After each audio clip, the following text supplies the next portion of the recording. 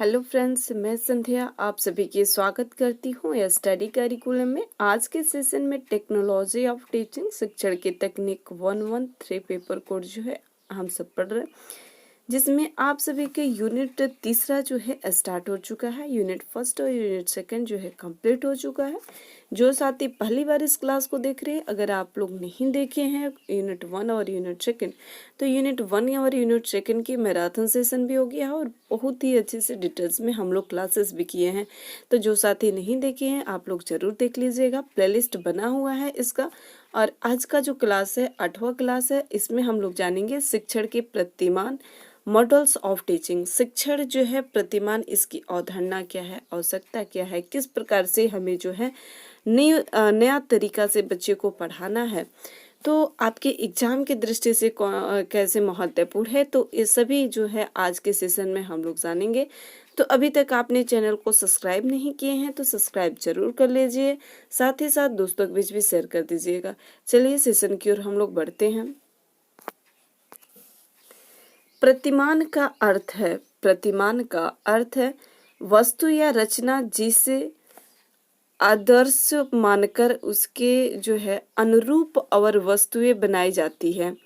वह कह रहा है कि प्रतिमान है, स कह रहा है कि प्रतिमूर्ति है, द कह रहा है कि परछाई है।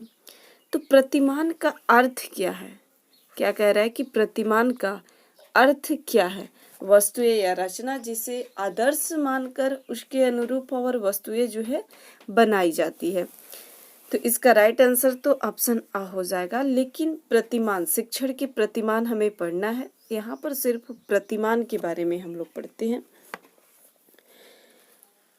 शिक्षण की अगर प्रतिमान की बात करें तो शिक्षण सिद्धांतों के विकास के क्रम में विभिन्न परिकल्पनाओं का निर्माण होता है। इसमें से जिस परिकल्पना की पुष्टि शिक्षण के द्वारा होती है, जो भी परिकल्पना है उसकी पुष्टि जो है किसके द्वारा होती है, तो शिक्षण के द्वारा जो है उसकी पुष्टि जो होती है तो क्या कहलाता है, तो प्रतिमान कहलाता है। शिक्षण प्रतिमान कहलाता है। क्या कहलाता है? तो शिक्षण प्रतिमान जो है कहलाता है।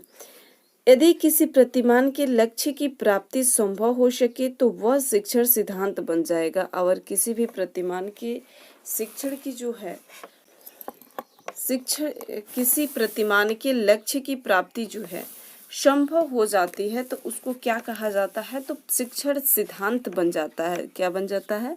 तो शिक्षण सिद्धांत बन जाता है। शिक्षण प्रतिमान को समझने से पहले सबसे पहले तो हम प्रतिमान को थोड़ा समझते हैं। प्रतिमान शब्द जो है, प्रतिमान शब्द अंग्रेजी के मॉडल से बना है। किससे? तो अंग्रेजी के मॉडल से बना है। प्रतिमान शब्द अंग्रेजी के मॉडल का रूप ही हिंदी रूपांतरण है।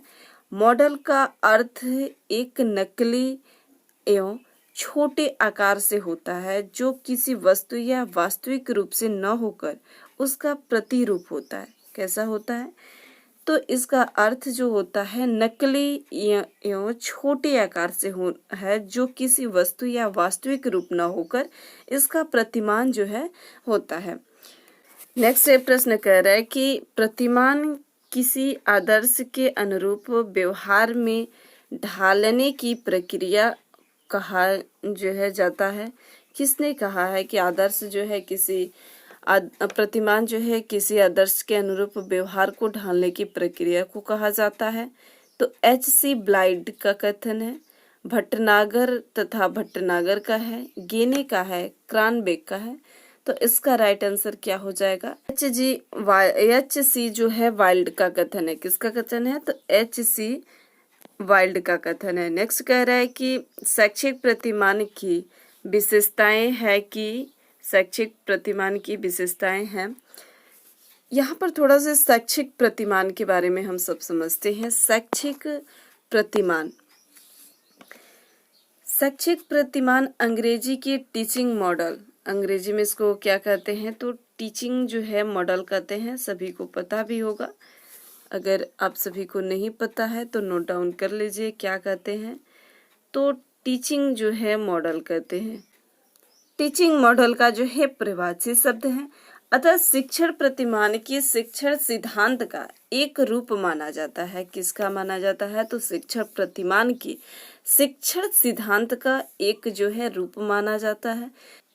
दूसरे अर्थ में इसको जो है शिक्षण प्रारूप भी कहते हैं, और दूसरे अर्थ में इसको क्या कहते हैं? तो शिक्षण प्रारूप भी कहा जाता है। इस पॉइंट को अगर आप नोट डाउन कर रहे हैं तो नोट डाउन कर लीजिएगा कि क्या इसको कहा जाता है। तो शिक्षण प्रारूप भी इसको कहते हैं, शिक्षण प्रारूप भी इसको कहा जाता है। इस प्रकार शिक्षण प्रतिमान के शिक्षण सिद्धांत के नवीन रूप की संज्ञा जो है प्रदान की जाती है। इसलिए आज भी शिक्षण के क्षेत्र में इसके नवीन सिद्धांत की स्थापना नहीं हो पाई है। इसी के फलस्वरूप विभिन्न प्रकार के शिक्षण पद्धति जो है प्रतिमानों को जन्म देने का श्रेय शिक्षण के उन्हीं आविष्कार जो है अविकसित सिद्धांतों को है। शिक्षण जो है जन्म देने का अविकसित सिद्धांतों को है। इस प्रकार देखिए तो शिक्षण प्रतिमान के शिक्षण सिद्धांतों के नवीन रूप की जो है संज्ञा प्रदान की जाती है। एक नवीन रूप से जो है संज्ञा प्रदान की जाती है, लेकिन आज भी शिक्षण के क्षेत्र में इसकी नवीन सिद्धांत जो थ्योरी है इसकी स्थापना नहीं हो पाई है। नए सिद्धांत की स्थापना जो है नहीं हो पाई है।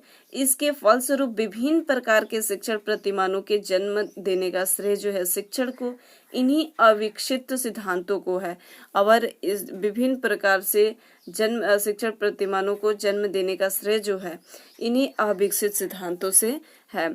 तो शिक्षण प्रतिमान के सूत्र, शिक्षण प्रतिमान के यहाँ पर थोड़ा से हम लोग इसका सूत्र देख लेते हैं। शिक्षण प्रतिमान के सूत्र क्या है? तो शिक्षण प्रतिमान के जो सूत्र है आप लोग नोट डाउन करें, बहुत ही महत्वपूर्ण है। CSTL ये जो है शिक्षण प्रतिमान के सूत्र है। CSTL इसका मतलब क्या होता है? तो करिकुलम क्या होता है? करिकुलम पाठ्यक्रम होता है। नोट डाउन करें तो आप लोग करते चलिए। यस से होता है सोर्स जिसे साधन कहते हैं, और टी से होता है टीचिंग जिसे शिक्षण कहते हैं, और फिर कह रहा है कि एल से जो होता है लर्निंग होता है जिसे क्या कहते हैं? तो सीखना कहते हैं। क्या होता है? तो सीखना होता है। सबसे फर्स्ट में क्या होता है? तो पाठ्यक्रम होता है, और इसमें क्या होता है? सोर्सेस होता है। सोर्सेस यानी कि साधन, सोर्सेस यानी कि जो है साधन के रूप में इसको जो है प्रयोग किया जाता है। इससे क्या होता है? इन सूत्र से शिक्षण के अधिगम को जो है और भी अच्छे से प्रभावित रूप से जो है बच्चों को सिखाया जा सकता है। पाठ्यक्रम के द्वारा रहेगा तो साधन के द्वारा शिक्षण और सीखना ये बहुत ही महत्वपूर्ण है। शिक्षण प्रतिमान में इसकी पाठ्यक्रम स्रोत शिक्षण तथा अधिगम को कालांतर एवं विस्तृत रूप प्रदान किया जाता है, और इसको जो है विस्तृत रूप जो है प्रदान किया जाता है। प्रश्न क्या कह रहा है? प्रश्न कह रहा है कि शिक्षण प्रतिमान की विशेषताएं बताना है। क्या बताना है? तो इसमें आपकी जो है विशेषताएं बताना है। विशेषताएं कह रहा है कि फर्स्ट कह रहा है कि शैक्षिक नियमों पर आधारित होते हैं, सामाजिक जो है नियमों पर आधारित होते हैं, दार्शनिक सिद्धांतों पर, मनोवैज्ञानिक नियमों पर आधारित होते हैं। तो इसका राइट आंसर हो जाएगा दार्शनिक सिद्धांतों या मनोवैज्ञानिक नियमों पर आधारित होते हैं। दार्शनिक सिद्धांत तथा मनोवैज्ञानिक नियमों पर आधारित होते हैं, सामाजिक के नियम पर नहीं, शैक्षिक जो है नियम पर नहीं। तो इसका राइट आंसर क्या हो जाएगा? ऑप्शन स हो जाएगा। और भी इसके जो है विशेषताएं होती है कि शिक्षण प्रतिमान का निर्माण विशिष्ट उद्देश्यों की प्राप्ति के लिए किया जाता है, अतः यह जो है सामान्य शिक्षण तकनीक तथा शिक्षण व्यू रचना से भिन्न होता है। सेकंड कह रहे हैं कि शिक्षण प्रतिमान शिक्षण अधिगम क्रियाओं के शिक्षक के लिए जो है मार्गदर्शक का कार्य करते हैं। शिक्षण प्रतिमान जो है शिक्षण अधिगम क्रियाओं के शिक्षक के लिए जो है मार्गदर्शन का कार्य करती है। शिक्षण प्रतिमान द्वारा शिक्षक को क्या पढ़ाना है, किस काम में कौन सी जो है अनुदेशन सामग्री का प्रयोग करे, पाठ को किस विधि से विकसित करे तथा छात्रों का मूल्यांकन कैसे करे, यह जो है छात्रों तथा अध्यापकों के मध्य अंतःक्रिया को स्थापित करता है। अंतःक्रिया को जो है स्थापित करता है शिक्षण प्रतिमान जो है। इसमें शिक्षण प्रतिमान उचित शिक्षण वातावरण का निर्माण करके विभिन्न विधियों का प्रकाशन डालते हैं। अपने सिद्धांतों के आधार पर अधिगम अनुभवों की व्यवस्था करते हैं एवं शिक्षक तथा छात्रों को वांछित अनुभव भी देते हैं। और शिक्षक तथा छात्रों के क्या देते हैं तो वांछित अनुभव भी देते हैं। शिक्षण प्रतिमान शिक्षक के व्यक्तित्व में गुणात्मक उन्नति करने में सहायक होते हैं और व्यक्तित्व के गुणात्मक अनुभव में वृद्धि करने में भी जो है सहायक होते हैं। तो गुणात्मक में भी वृद्धि करने में जो है सहायक होते हैं। इस पॉइंट को भी ध्यान दीजिएगा। और कह रहा है कि शिक्षण प्रतिमान अभ्यास, अध्ययन एवं चिंतन द्वारा विकसित होते हैं, इसलिए जो है इसमें पूरी शिक्षण प्रक्रिया को सुधारने की क्षमता होती है तथा शिक्षण प्रतिमान शिक्षण को एक कला के रूप में स्थापित करने में जो है सहायता होती है और एक कला के रूप में स्थापित करने की जो है सहायता होती है। नेक्स्ट प्रश्न कर रहा है शिक्षण प्रतिमान के तत्व कौन से हैं। अब शिक्षण प्रतिमान के तत्वों के बारे में देखते हैं। तत्व इसमें से पूछ रहा है कौन सा है। फर्स्ट कर रहा है लक्ष्य एवं उद्देश्य, कर रहा है जो है संरचना, सामाजिक प्रणाली, इस सभी। तो इसका तो राइट आंसर इस सभी हो जाएगा। इसका राइट आंसर क्या होगा, इस सभी हो जाएगा। लेकिन यहाँ पर थोड़ा सा शिक्षण प्रतिमान पूछा है, शिक्षण प्रतिमान के तत्व पूछा है। तो शिक्षण प्रतिमान के तत्व कितने होते हैं तो 5 होते हैं। इसको भी नोट डाउन करिए कितने होते हैं तो 5 प्रमुख इसके तत्व समाहित होते हैं। सबसे पहले तो लक्ष्य उद्देश्य, ये तो हो ही गया। सेकंड जो होता है संरचना होता है और तीसरा जो होता है सामाजिक प्रणाली होता है। तीसरा क्या होता है सामाजिक प्रणाली होता है। और चौथा जो होता है सहायता प्रणाली होता है। चौथा क्या होता है तो सहायता जो है प्रणाली होता है, सहायता प्रणाली होता है। और पांचवा जो होता है प्रतिक्रिया प्रनियम होता है। प्रतिक्रिया प्रनियम क्या होता है तो प्रतिक्रिया जो होता है प्रनियम होता है। प्रतिक्रिया प्रनियम होता है। प्रिंसिपल्स ऑफ रिएक्शन होता है। Principles of reaction. इसमें लक्ष्य एवं उद्देश्य में क्या होता है तो इसमें फोकस किया जाता है किस पर, प्रत्येक शिक्षण प्रतिमान का एक निश्चित उद्देश्य अवश्य ही होता है। उद्देश्यों का तात्पर्य उस बिंदु से है जिसके प्रतिमान को विकसित किया जाता है। शिक्षण का और लक्ष्य एवं उद्देश्य की ही शिक्षण प्रतिमान के लक्ष्य को निर्धारित करता है। शिक्षण प्रतिमान का उद्देश्य ही प्रतिमान का केंद्र बिंदु माना जाता है। यह कह सकते हैं कि प्रतिमान का वास्तविक प्रयोजन क्या है तथा अधिगमकर्ता और अधिगम वातावरण के संदर्भ में किन उद्देश्यों को जो है पूर्ति करता है, इसका जो है निर्धारण करना ही लक्ष्य का कार्य होता है। और लक्ष्य में इन सभी को जो है निर्धारित किया जाता है कि कैसे जो है उसके वास्तविक प्रयोजन क्या है और किस संदर्भ में जो है इसका उद्देश्य को पूर्ति करता है। तो ये सभी हमें किस में पता चलता है तो ये सभी जो है उद्देश्य, लक्ष्य एवं उद्देश्य में पता चलता है। तो सबसे पहले लक्ष्य एवं उद्देश्य को निर्धारित किया जाता है। फिर संरचना सिंटैक्स जो होता है तो इसमें क्या होता है कि शिक्षण प्रतिमान की संरचना में शिक्षण सोपानों की व्याख्या की जाती है, जिसमें शिक्षण क्रियाओं तथा व्यक्तियों की व्यवस्था का क्रम निर्धारित किया जा सकता है।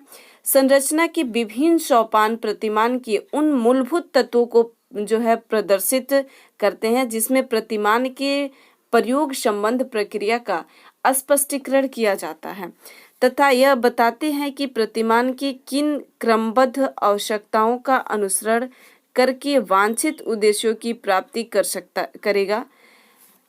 सकेगा। हम यह कह सकते हैं कि संरचना की शिक्षण क्रियाओं की व्यवस्था इस प्रकार से की जाती है जिससे जो है उद्देश्यों की प्राप्ति की जा सके। साथ साथ छात्रों एवं शिक्षकों के अंतःक्रिया के रूपरेखा को क्रमबद्ध रूप से व्यवस्थित किया जा सके और छात्र और शिक्षक के क्रमों के जो है अंतः रूप से जो है इसको अंतः क्रिया के रूप से व्यवस्थित किया जा सके। सामाजिक प्रणाली, सोशल जो है सिस्टम, इसमें क्या होता है, शिक्षण प्रतिमान एक तीसरा मूल तत्व है। यह शिक्षण प्रतिमान की तीसरा मूल तत्व है। इसमें शिक्षण एक सामाजिक प्रक्रिया है। इसके लिए एक प्रणाली इस बात पर जो है निर्धारण करती है कि शिक्षक तथा विद्यार्थी के बीच किस प्रकार की अंतःक्रिया चलेगी, यह उनके जो है आपसी संबंध किस प्रकार से होंगे, और उनके जो है आपसी संबंध जो होते हैं शिक्षक और छात्र के, तो वो किस प्रकार से होगी, तो किस में निर्धारित किया जाता है, तो सामाजिक प्रणाली में जो है निर्धारित किया जाता है। फोर्थ कह रहे हैं कि सहायता जो है प्रणाली, सपोर्ट सिस्टम, इसमें क्या होता है, सहायता प्रणाली शिक्षण प्रतिमान की चौथी मूलभूत जो है तत्व है, जहां पर इस बात की विचार किया जाता है कि शिक्षक को सामान्य आवश्यकता के अतिरिक्त अन्य कौन कौन से साधन की आवश्यकता है जिसके द्वारा शिक्षण जो है प्रतिमान विशेष का प्रयोग किया जा सके। यहाँ जो है, यहाँ पर साधन का तात्पर्य विशेष शिक्षण सामग्री, जैसे कि ग्राफिक्स हो गया, स्लाइड्स हो गया, समय सारणी हो गया, शिक्षण अधिगम हो गया, परिस्थितियों का आयोजन हो गया, तथा शिक्षण कुशलताएं या शिक्षण व्यवहार के रूप में होता है। तो ये सभी किस में होता है, तो सहायक प्रणाली के सपोर्ट सिस्टम के अंतर्गत जो है होता है। पांचवा इसका मूलभूत तत्व जो है, अंतिम तत्व है प्रतिक्रिया प्रनियम, प्रिंसिपल्स ऑफ रिएक्शन। प्रतिक्रिया प्रनियम, प्रिंसिपल्स ऑफ रिएक्शन जो होता है शिक्षण प्रतिमान की पांचवा अंतिम अवस्था मूल तत्वों की प्रक्रिया होती है।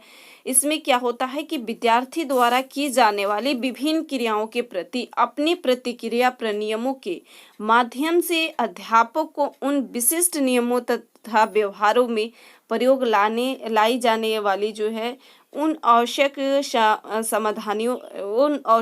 जो है सावधानियों को बताता है, जिसमें विद्यार्थियों के साथ उचित सामंजस्य एवं उनके कार्यों के प्रति उचित अनुक्रिया करने में सहायता प्राप्त होती है। हम यह कह सकते हैं कि किस प्रतिमान के इस आखिरी मूल तत्व द्वारा हमें यह जानकारी मिलती है कि कोई भी शिक्षण प्रतिमान किस रूप में सर्वाधिक उपयोगी सिद्ध हो सकता है, यह किस में निर्धारित किया जाता है, तो प्रतिक्रिया प्रतिमान में जो है निर्धारित किया जाता है। नेक्स्ट प्रश्न क्या कह रहा है, नेक्स्ट प्रश्न की ओर हम लोग बढ़ते हैं।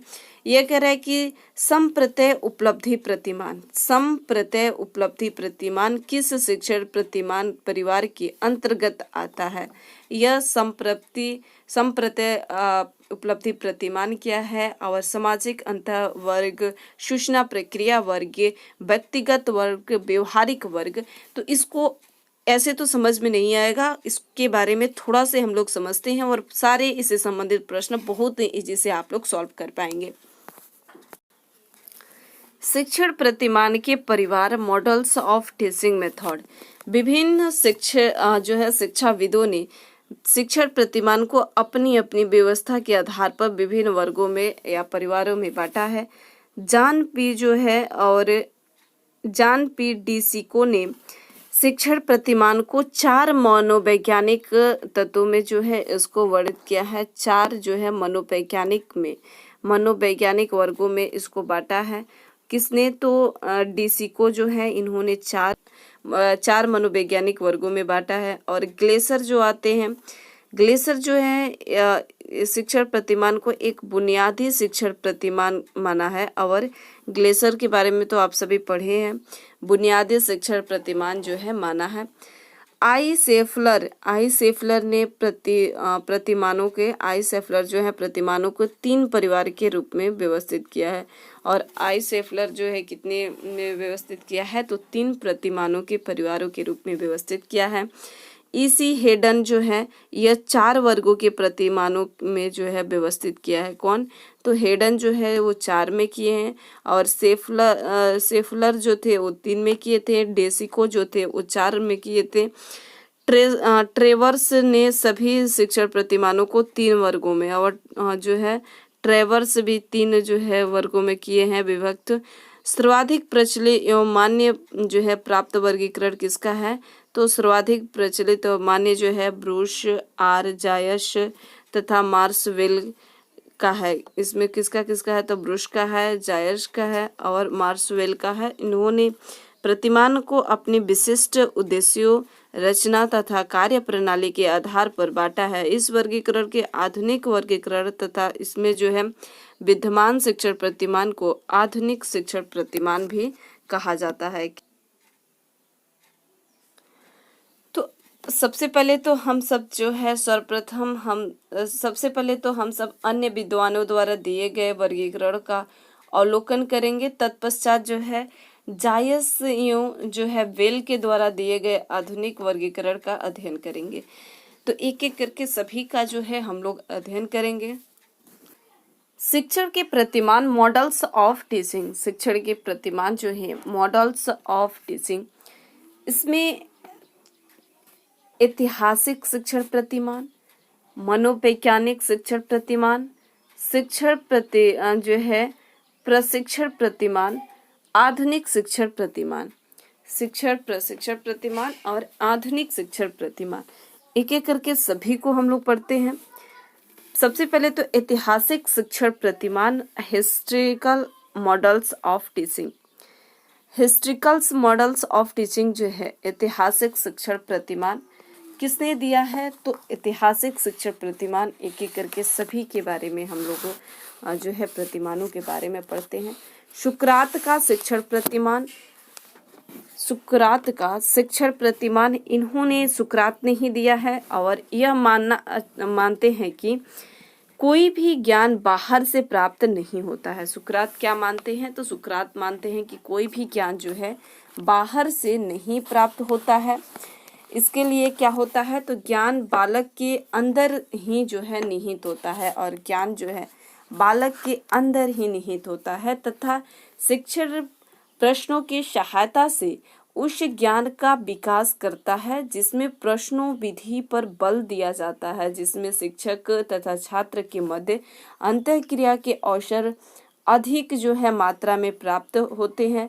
सुकरात के शिक्षण प्रतिमान में परीक्षा प्रणाली को स्पष्ट नहीं किया गया है, यह प्रतिमान की सबसे बड़ी कमी है। और सुकरात की जो है प्रतिमान में परीक्षा जो है प्रणाली को स्पष्ट नहीं किया गया है। यह भी प्रश्न आ सकता है कि किसकी प्रणाली में परीक्षा परिणाम को जो है स्पष्ट नहीं किया गया है तो सुकरात के शिक्षण प्रणाली में जो है इसमें नहीं स्पष्ट किया गया है। और यह सुकरात जो है क्या कहते हैं तो सुकरात कहते हैं कि शिक्षा जो है, ज्ञान जो है वह अंदर बाहर से नहीं मिलता है, बच्चों के अंदर से ही प्राप्त होता है। परंपरागत मानवीय शिक्षण प्रतिमान, परंपरागत मानवीय शिक्षण प्रतिमान किसने दिया है तो इसको जो है दिया है तो ब्राउडी जो है ब्राउडी ने दिया है। ब्राउडी इस शिक्षण प्रतिमान के शिक्षकों को पाठ्य सामग्री विधियों के व्यवस्थित करने प्रणाली, अनुदेशन प्रणाली जो है विकसित करनी पड़ती थी।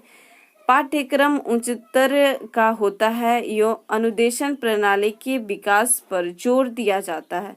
इस प्रतिमान में शिक्षक के ज्ञान समीक्षा पर अधिक जोर दिया जाता है और ज्ञान समीक्षा पर जो है इस प्रतिमान में अधिक जोर दिया जाता है।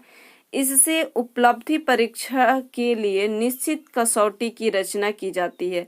अनुदेशन उद्देश्यों का मूल्यांकन जो है छात्रों के उपलब्धियों के आधार पर किया जाता है। इसमें मौलिक प्रतिमान की सभी तत्वों को स्थान दिया जाता है। और जो है ब्राउडी ने जो अपने परंपरागत मानवीय प्रशिक्षण प्रतिमान दिए तो इसमें इन्होंने कहा कि अनुदेशन उद्देश्यों के मूल्यांकन छात्रों की उपलब्धि के आधार पर किया जाता है, उनकी जो है उपलब्धि के आधार पर, और इसमें मौलिक प्रतिमानों के सभी तत्वों को जो है विशेष स्थान जो है दिया जाता है। नेक्स्ट कह रहा है व्यक्तिगत शिक्षण विकास जो है शिक्षण प्रतिमान, व्यक्तिगत विकास शिक्षण प्रतिमान। यह प्रतिमान जो है इसका जन्म कहाँ से हुआ है तो अमेरिका से हुआ है। व्यक्तिगत शिक्षण प्रतिमान के जन्म कहाँ से हुआ है तो अमेरिका से जो है इसका जन्म हुआ है।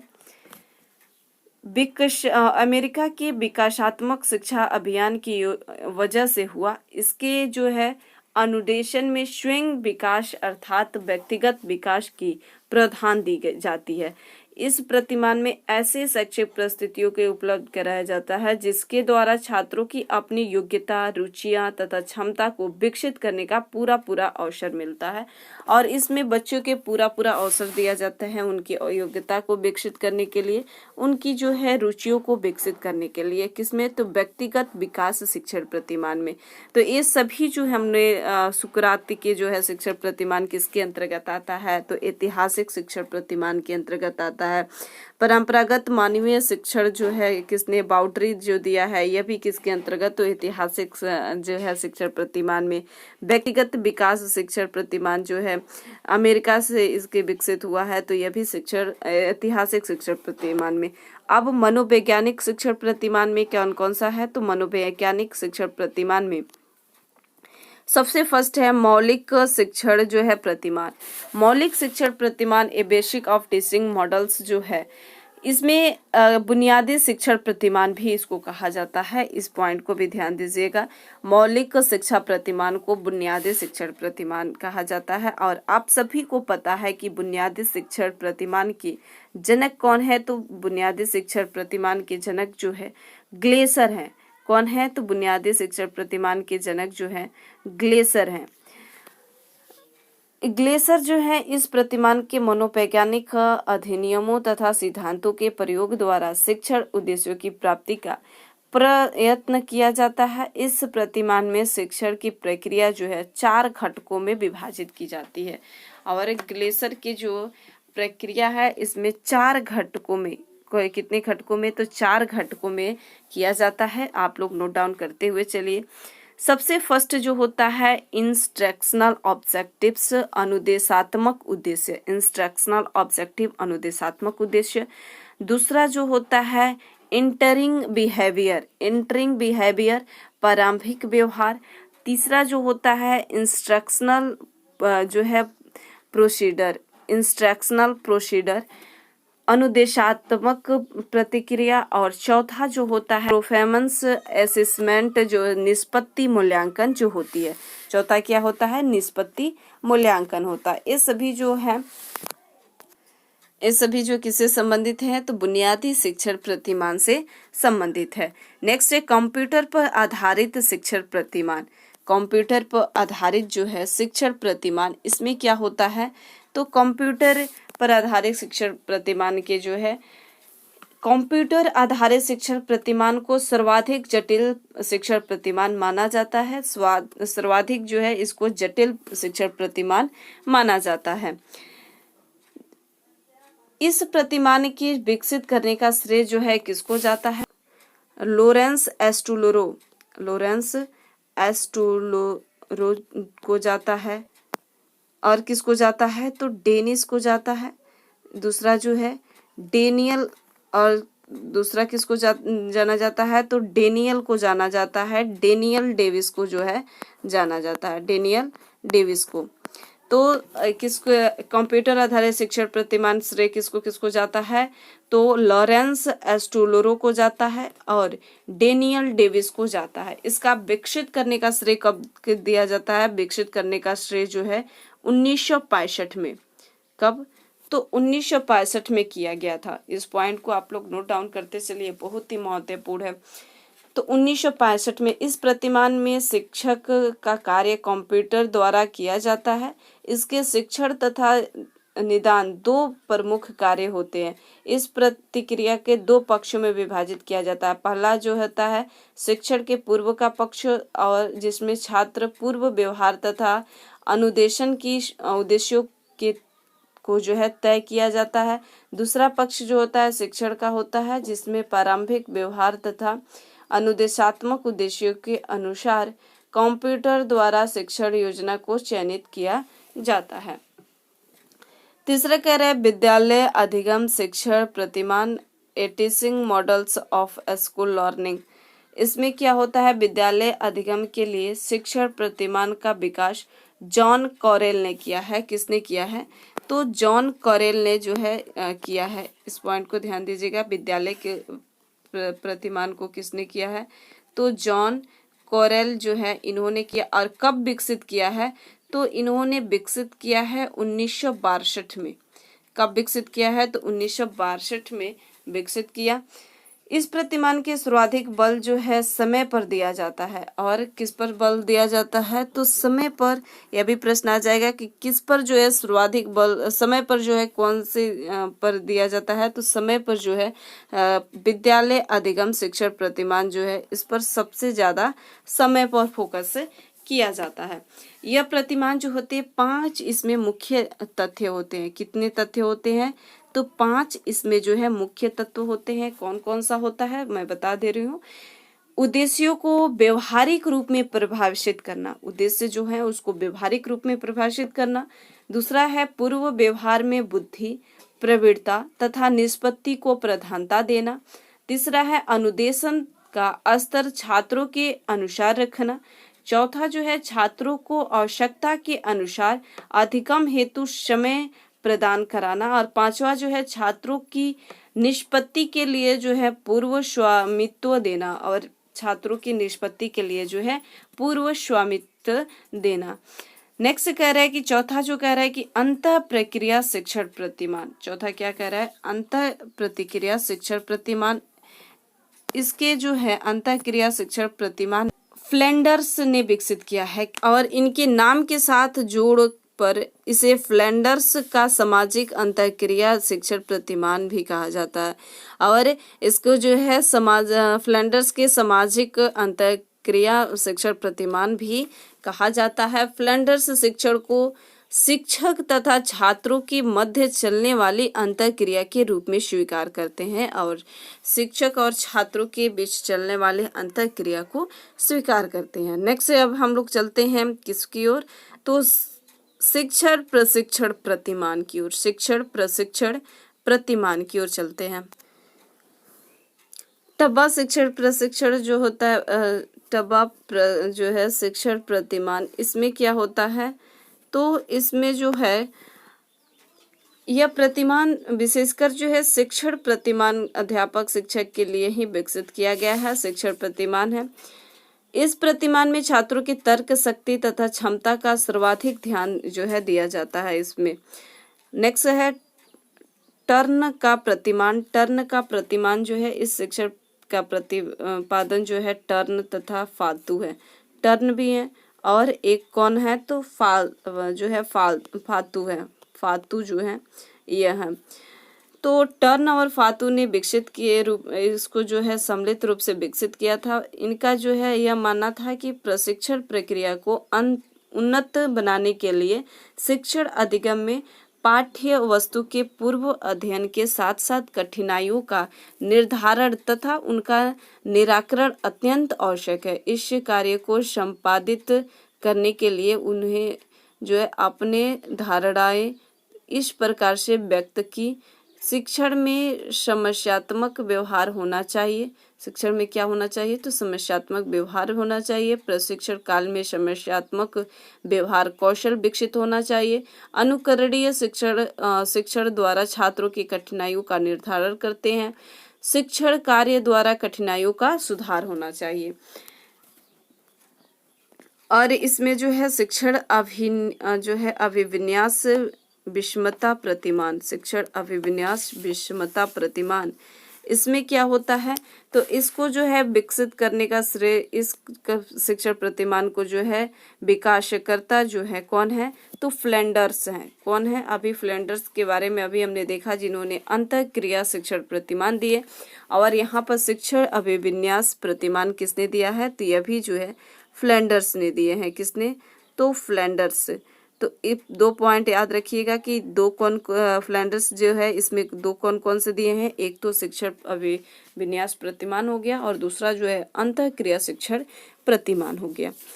इसमें यह अंतः प्रतिक्रिया शिक्षण प्रतिमान ही है। इसका अध्ययन हम मनोवैज्ञानिक शिक्षण प्रतिनिधियों के रूप में कर चुके हैं। इसका जो है प्रयोग छात्रों अध्यापकों के व्यवहार का विश्लेषण करने, उनके व्यवहार अनुसार उचित शिक्षण व्यूह रचना का निर्माण करने, व्यवहार में अपेक्षित परिवर्तन लाने में जो है इसका प्रयोग किया जाता है।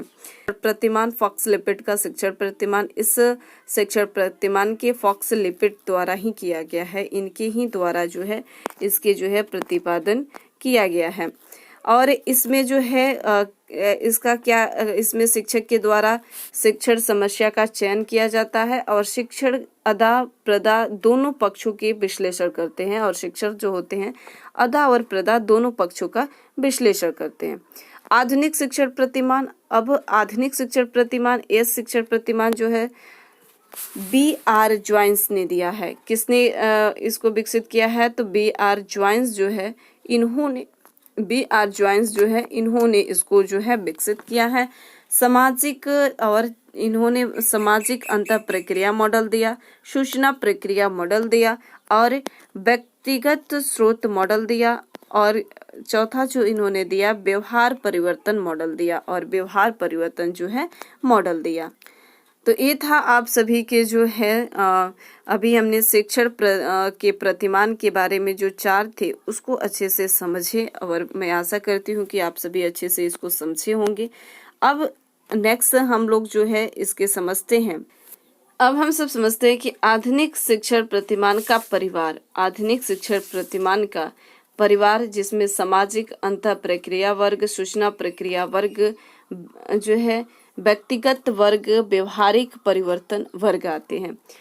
समूह जो है अन्वेषण प्रतिमान, समूह अन्वेषण प्रतिमान जो है ये किसने दिया है? तो जॉन डेवी और किलपैट्रिक ने विकसित किया है। किसने विकसित किया है? तो जॉन डेवी ने विकसित किया है और किलपैट्रिक भी विकसित किए हैं। किसने? तो किलपैट्रिक जो है इन्होंने भी विकसित किए हैं। इस पॉइंट को ध्यान दीजिएगा कि 2 ने विकसित किया है, एक तो किलपैट्रिक और एक जो है जॉन डेवी ने। किलपैट्रिक की एक और जो है योजना बहुत ही महत्वपूर्ण है, प्रोजेक्ट विधि।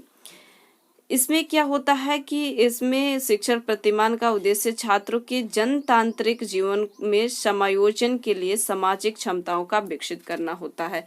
नेक्स्ट है जूरिस प्रतिमान, जूरिस जो है जूरिस प्रतिभा प्रतिमान, जूरिस प्रतिभा प्रतिमान जो है इस प्रतिमान को विकसित करने का श्रेय जो है किसको जाता है? तो ऑलिवर और सेवर को जाता है। ऑलिवर और सेवर को इसको विकसित करने का जो है श्रेय जाता है। और इसमें क्या होता है? तो इस प्रतिमान का मुख्य उद्देश्य सूचनाओं तथा तथ्यों के आधार पर तर्कपूर्ण चिंतन तथा समस्या का समाधान करने, सोचने की क्षमता, समझने की क्षमता तथा विकसित करने की होती है और इसमें सोचने समझने की क्षमता जो है विकसित करनी होती है। तीसरा है सामाजिक पूछताछ प्रतिमान, सामाजिक पूछताछ प्रतिमान जो है इसको विकसित करने का श्रेय किसको जाता है? बेंजामिन कोक्स एवं वायरन जो है मेसियल्स को, और वायरन जो है मेशियल्स को जाता है। बेंजामिन कोक्स और वायरन मेसियल्स को सामाजिक पूछताछ प्रतिमान के श्रेय जाता है। और इसमें क्या होता है? तो इस प्रतिमान के उद्देश्य सामाजिक विषयों का बोध कराना, यूं ज्ञानात्मक उद्देश्यों की प्राप्ति को सुगम बनाना, ज्ञानात्मक उद्देश्यों की प्राप्ति को सुगम बनाना। और इसमें जो है 6 पदों को इन्होंने विकसित किया है। और इन्होंने जो है कितने पदों को विकसित किया है? तो 6 पदों को विकसित किया है। सबसे पहले तो समस्या का कथन, उसके बाद से समस्या के लिए परिकल्पना का निर्माण, तीसरा जो है चरों का जो है विश्लेषण एवं समस्या का स्पष्टीकरण, चौथा जो है परिकल्पना का वैधता तथा विश्वसनीयता का निर्धारण, पांचवा जो है परिकल्पना का पुष्टि हेतु तथ्यों एवं प्रदत्तों का संकलन, और छठा जो है समाधान कथन अथवा समानीकरण, समाधान कथन अथवा समानीकरण। इसमें नेक्स्ट है प्रयोगशाला प्रतिमान। प्रयोगशाला प्रतिमान को विकसित करने का श्रेय जो है किसको जाता है? तो शिक्षण प्रतिमान को इसको विकसित करने का वैथल तथा मायने को जाता है। ये सभी नाम जो है बहुत ही महत्वपूर्ण है। किसको जाता है? तो वैथल। सभी को आप लोग नोट डाउन करके एक रट्टा मार ही लीजिए इस सभी नामों को, क्योंकि ये बहुत ही महत्वपूर्ण है आपके एग्जाम की दृष्टि से। तो क्या कह रहा है कि वैथल तथा मायने को जो है जाता है। नेक्स्ट प्रतिमान जो है सूचना प्रक्रिया वर्ग, सूचना प्रक्रिया वर्ग, इसके बारे में पढ़ते हैं। सूचना प्रक्रिया वर्ग जो होता है संप्रत्यय उपलब्धि प्रतिमान, संप्रत्यय उपलब्धि प्रतिमान जो है ब्रूनर ने इसको विकसित किया है। किसने विकसित किया है? तो ब्रूनर जो है इन्होंने इसको जो है विकसित किया है, ब्रूनर। और इस प्रतिमान का आगमन तर्क, भाषा सीखने के कौशल तथा बोध के विकास के उद्देश्य पूर्ति के लिए बनाया गया है। इस प्रतिमान के 4 पद होते हैं। कितने पद होते हैं? तो 4 पद होते हैं। कौन कौन सा होता है? प्रदत्तों की प्रस्तुति, दूसरा है छात्र प्रत्यय की जो है व्यूह रचना, प्रत्ययों का लिखित प्रस्तुतिकरण, और चौथा जो होता है छात्रों द्वारा प्रत्ययों का अभ्यास। नेक्स्ट है आगमन प्रतिमान। आगमन प्रतिमान जो है इसको विकसित कौन है किया है? तो हिल्डा तब्बा ने किया है। हिल्डा तब्बा जो है इन्होंने इसको विकसित किया है और इन्होंने इस शिक्षण प्रतिमान के अध्यापक शिक्षा की समस्याओं का समाधान के लिए विकसित किया है। अध्यापक शिक्षा की समस्याओं के समाधान के लिए जो है इसको विकसित किया है। नेक्स्ट है पूछताछ प्रशिक्षण प्रतिमान। पूछताछ जो है प्रशिक्षण प्रतिमान, इसको जो है विकसित किसने किया है? तो रिचर्ड ये जो है सर्चमैन ने किया है। किसने किया है? तो रिचर्ड जो है सर्चमैन ने इसको किया है। रिचर्ड सर्चमैन जो है इसको विकसित किया है। और इसमें क्या होता है? इस प्रतिपादन के उद्देश्य सामाजिक उद्देश्यों की प्राप्ति के लिए व्यक्तिगत क्षमताओं को विकसित करना तथा सिद्धांतों का बोध कराना होता है इसमें। और यह 3 पदों जो है इसमें प्रमुख होते हैं। पूछताछ में कितने पद प्रमुख होते हैं? 3 पद प्रमुख जो है होते हैं। कौन कौन सा होता है? सबसे पहले तो समस्या की पहचान कराई जाती है। दूसरा जो है सूचनाओं को एकत्रित करके परिकल्पनाओं का निर्माण करना होता है। तीसरा जो होता है छात्रों शिक्षक के द्वारा समस्या समाधान के लिए व्यूह रचना का जो है निर्धारण करना। समस्या समाधान के लिए जो है व्यूह रचना का निर्धारण करना। चौथा जो है अंतिम इसका जो है जैविक विज्ञान जो है परीक्ष प्रतिपादन। जैविक विज्ञान परीक्ष प्रतिपादन जो है जोसेफ जे सक्वाल ने किया है। जोसेफ जे जो है सक्वाल ने किया है। इसको प्रतिपादन जो है जोसेफ जे सक्वाव ने किया है। सामाजिक तथ्यों के अन्वेषण के अध्ययन में रखकर विकसित किया है। और इस प्रतिमान का उद्देश्य जो है छात्रों के अन्वेषण करना, सामाजिक तथ्यों के बोध कराना। और ये जो होता है 4 होते हैं, 4 प्रकार के होते हैं। कितने प्रकार के होते हैं? तो 4 प्रकार के। कौन कौन से? सबसे पहले तो अन्वेषण के लिए क्षेत्रों नीतियों का निश्चित कराना होता है। समस्या के स्वरूप का जो है प्रस्तुतिकरण एवं प्रदत्तों का एकत्रीकरण करना होता है। तीसरा जो होता है समस्या का पहचान करना होता है। और चौथा जो होता है समस्या के समाधान को खोजना होता है। समस्या के समाधान को क्या करना होता है? तो खोजना होता है। व्यक्तिगत वार्ता में क्या होता है? तो व्यक्तिगत वार्ता में व्यक्तिगत वर्ग जो होता है पर्सनल सोर्सेस जो होता है। दिशा विहीन शिक्षण प्रतिमान, इसमें क्या होता है? तो दिशा विहीन शिक्षण प्रतिमान, और इसको विकसित करने का श्रेय किसको जाता है? तो रोजर को जाता है। किसने विकसित किया है? तो रोजर जो है इन्होंने विकसित किया है। और कार्ल रोजर जो है इन्होंने इसको विकसित किया है। इस प्रतिमान में स्व अनुदेशन की सहायता से व्यक्तिगत क्षमताओं का विकास किया जाता है।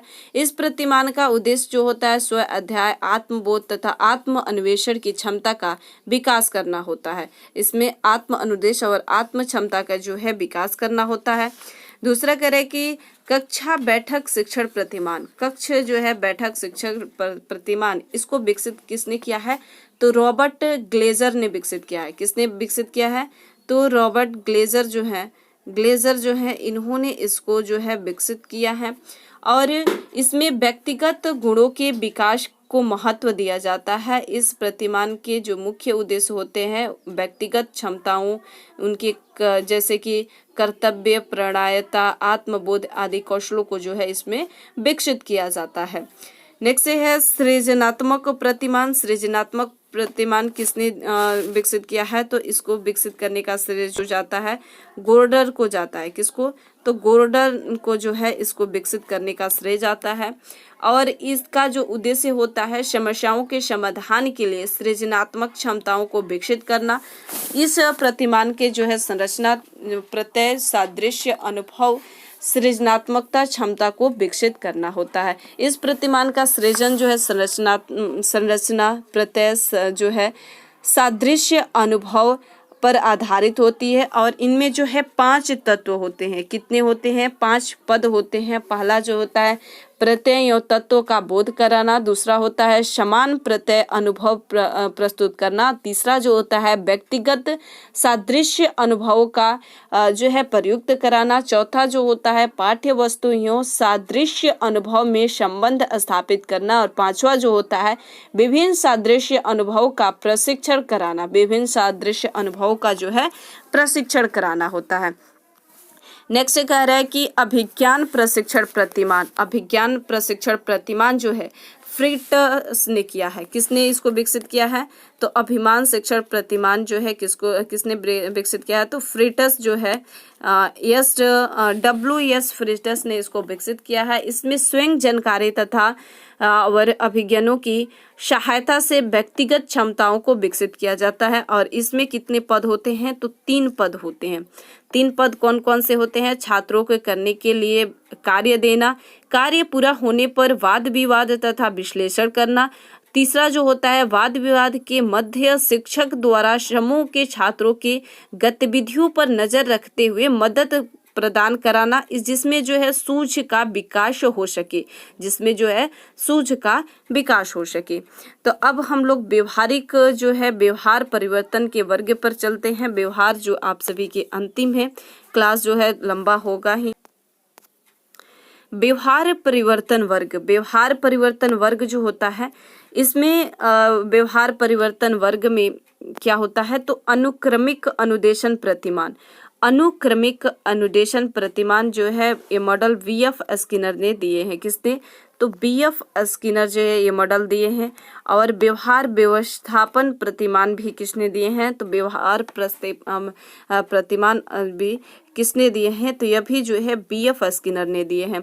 अनुक्रमिक अनुदेशन प्रतिमान में क्या होता है? तो इसमें स्किनर ने चयन तथा योजना के आधार पर इस प्रतिमान को विकसित किया है।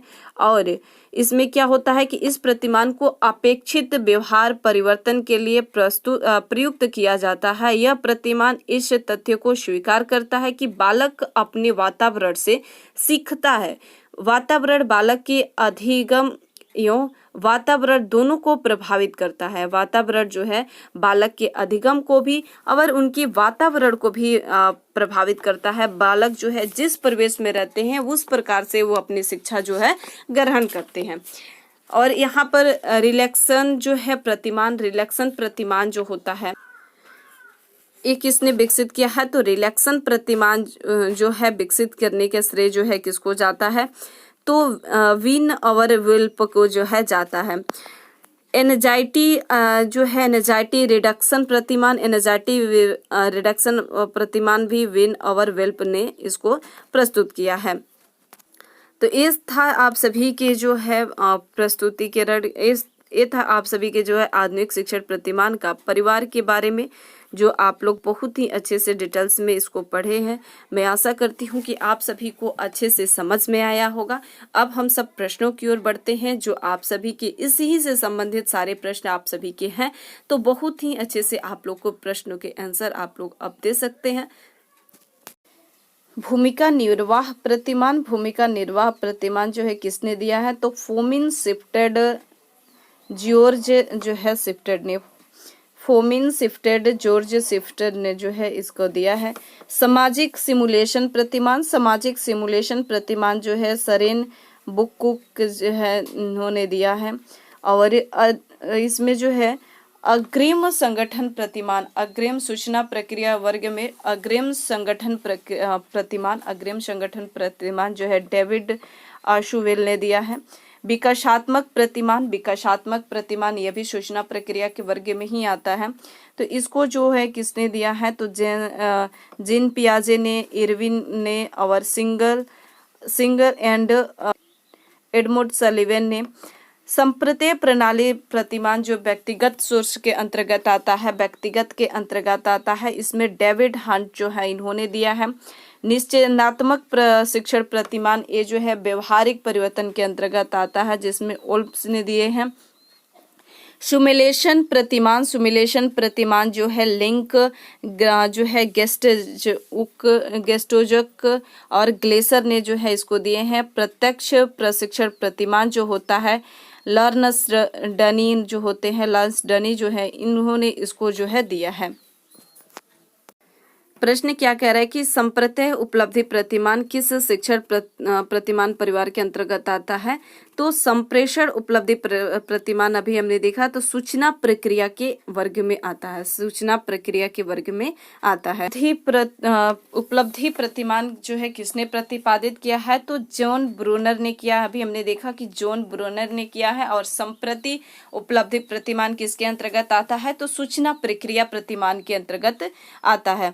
समूह अन्वेषण प्रतिमान किस जो है शिक्षण प्रतिमान परिवार के अंतर्गत आता है? तो समूह जो है अन्वेषण शिक्षण प्रतिमान सामाजिक अंतः प्रक्रिया के वर्ग में आता है, सामाजिक अंतः प्रक्रिया के वर्ग में जो है आता है। नेक्स्ट प्रश्न करें कि समूह अन्वेषण प्रतिमान किसने जो है प्रतिपादित किया है? तो समूह अन्वेषण प्रतिमान जो है किसने प्रतिपादित किया है? हार्बर्ट थेलर और जॉन डेवी ने जो है इसको प्रतिपादित किया है। अग्रिम संगठक प्रतिमान जो है किसने प्रतिपादित किया है? तो डेविड आशुवेल जो है इसने प्रतिपादित किया है। अग्रिम संगठन प्रतिमान किस शिक्षण प्रतिमान के परिवार के अंतर्गत आता है? तो सूचना प्रक्रिया के वर्ग में आता है, सूचना प्रक्रिया के वर्ग के परिवार में जो है आता है। ये था आप सभी के ऑब्जेक्टिव प्लस सब्जेक्टिव। मैं आशा करती हूँ कि आप सभी को पूर्णतः समझ में आया होगा। मेरे द्वारा किया गया मेहनत अगर आप सभी को पसंद आ रहा है तो प्लीज़ लाइक ज़रूर करें और दोस्तों के बीच भी शेयर करें। और हाँ, इस क्लास के PDF आप लोग को टेलीग्राम पर मिलेगा। स्टडी करिकुलम करके टेलीग्राम चैनल बना है, अगर वहाँ से आप लोग नहीं जुड़े हैं तो जुड़ जाइए। मिलते हैं नेक्स्ट सेशन में। Thank you.